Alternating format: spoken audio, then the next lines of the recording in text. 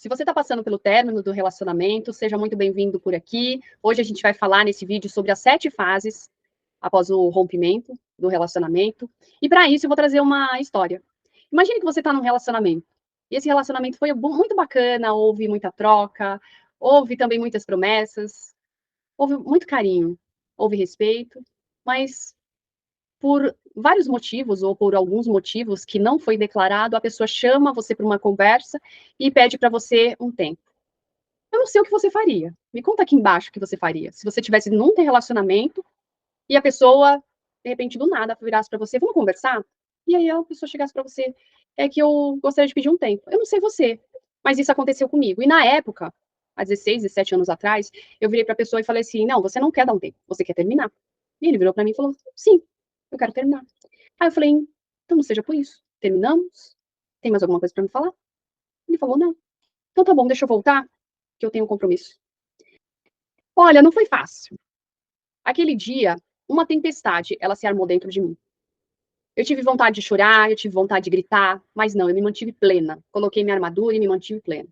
Eu tinha vários compromissos, eu estava na linha de frente, eu tinha cargo de liderança no ambiente que a gente compartilhava juntos, mas e eu tive que cumprir com os meus compromissos. E engraçado que naquele dia eu tentei delegar para algumas pessoas, principalmente alguns compromissos que eu tinha que expor, porque eu não estava bem, eu queria ficar nos bastidores. E parece que todo mundo também não estava bem. E aí eu fui lá e fiz. Mas foi muito difícil. Foi um dia que uma ferida se abriu. Tem uma frase do Bessel que ele fala bem assim, que se a pessoa se sentir segura e amada, o corpo e a mente, eu estou traduzindo com as minhas palavras, tá? O corpo e a mente, ele se especializa em exploração, recriação, criação, cooperação, proximidade, criar laços. Mas, se essa pessoa ela se sente indesejada, insegura, ela tem medo. E ela tem a sensação de abandono. E foi exatamente isso que eu senti. Só que, o que eu aprendi? O que ficou desse término?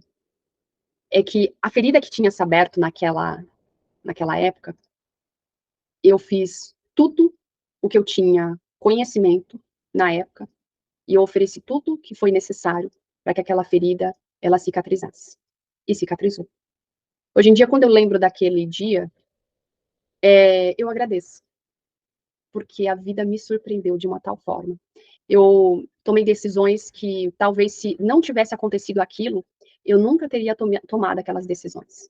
Eu nunca teria tido aquelas ações, decisões, porque a gente decide e toma ações. E naquela época eu tomei decisões e ações que construíram marcos de crescimento para minha vida. Por isso que o que fica desse término anos atrás é que eu consegui fazer a travessia. Aquilo que doeu muito foi o estímulo para eu começar, para eu desenvolver a musculatura emocional, a mentalidade para lidar com outros desafios que a vida sempre propõe. A vida ela é feita de fases. Eu sempre falo isso nos meus atendimentos. A vida ela é feita de fases. Você está numa fase hoje, certamente essa fase tem desafios, tem obstáculos, mas tem aprendizados também. E eu consegui fazer a travessia e hoje eu consigo falar sobre esse tema com você. E é lógico que eu não estou partindo apenas da minha experiência pessoal. Eu tenho quase 10 anos como terapeuta e psicanalista.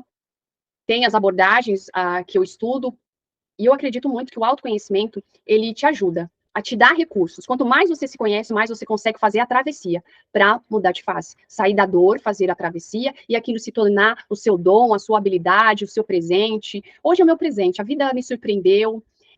Se não tivesse acontecido aquilo, talvez tanta coisa bacana, legal.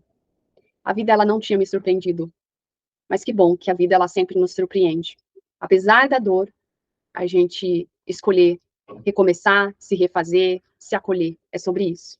E nesse vídeo, eu quero compartilhar com você alguns padrões e semelhanças quando a pessoa ela passa pelo término de relacionamento. Eu vi na clínica, eu me lembro que um dos primeiros atendimentos lá em 2015 que eu tive, a pessoa ela estava passando por um término de relacionamento e ainda tinha que dividir a casa com a pessoa. Nossa, essa parte é muito ruim. Você saber que a outra pessoa não quer estar mais com você, mas continua na mesma casa que você. E às vezes é porque a casa está financiada, às vezes é porque a casa comprou e aí tem que aguardar o divórcio, às vezes é porque tem filhos, e cada caso tem o seu cenário, tem o seu contexto, tem as suas razões.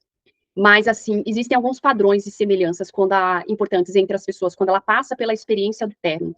E a primeira fase, não que tenha uma sequência, segue uma ordem, mas eu vou falar e você, a partir do que eu falo, você tenta se identificar, tenta identificar onde que você está.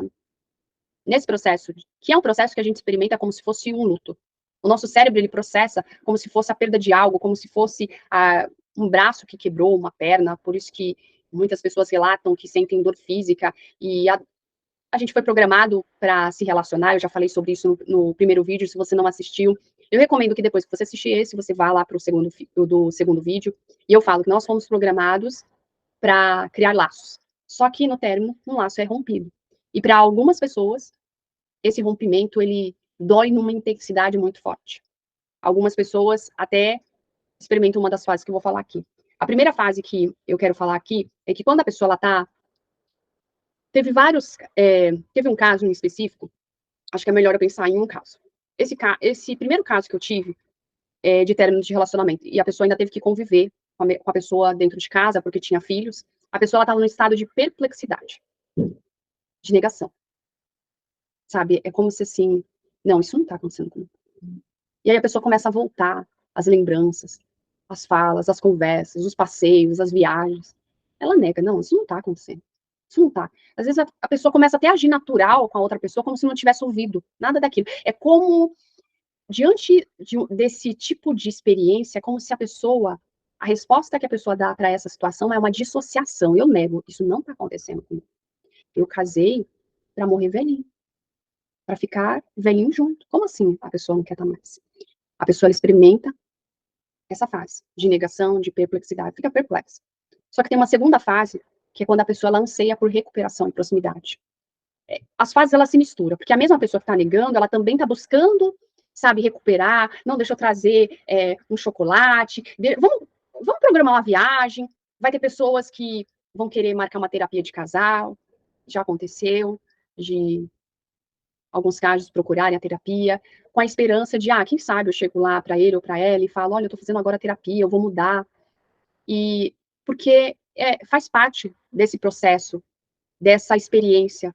Eu não quero aceitar que está acabando, que acabou, e por isso eu vou fazer de tudo para recuperar. Tem a terceira fase, que é a busca por explicações. Mas por que você não quer terminar?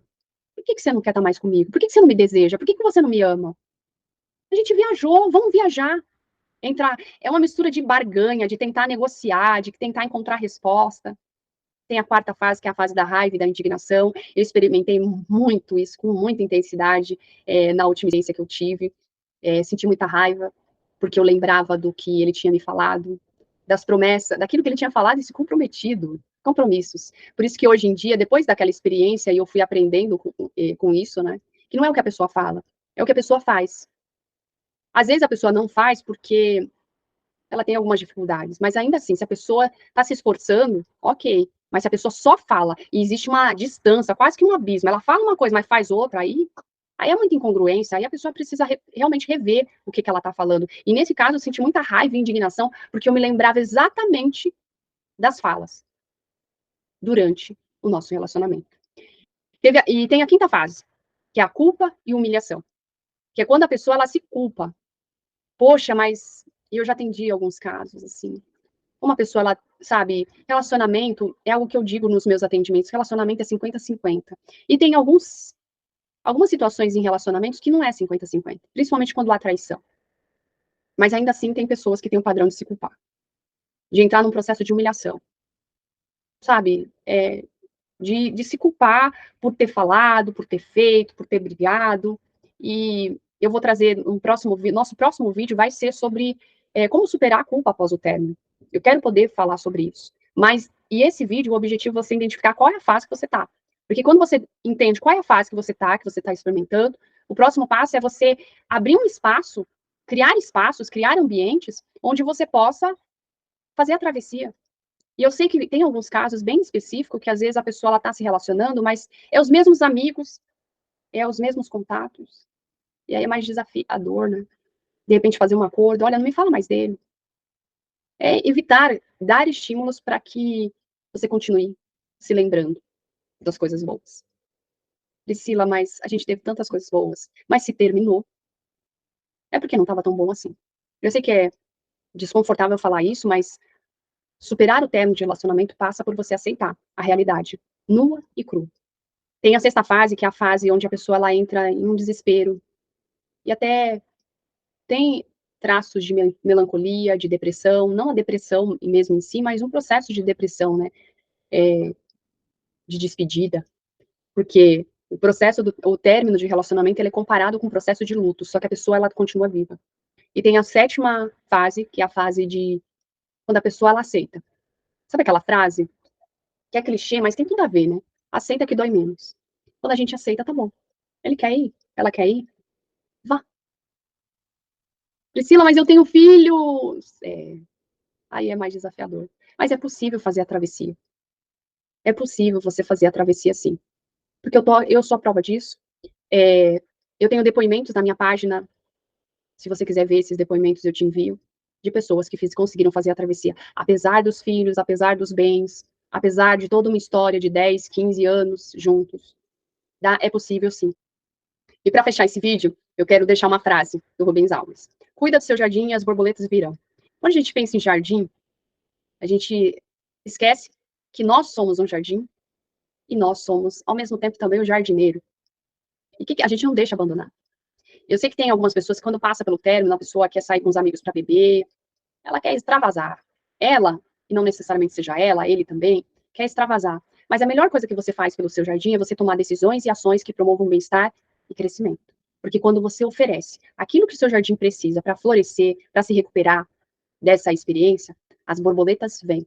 E é as borboletas mais bonitas, as oportunidades mais bonitas, mais incríveis, que você nem imaginou, incluindo um novo relacionamento.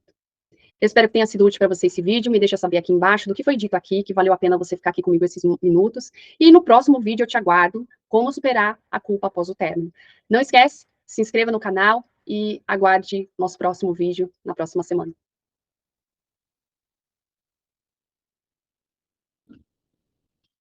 Ai, meu Deus do céu, essa Priscila Costa!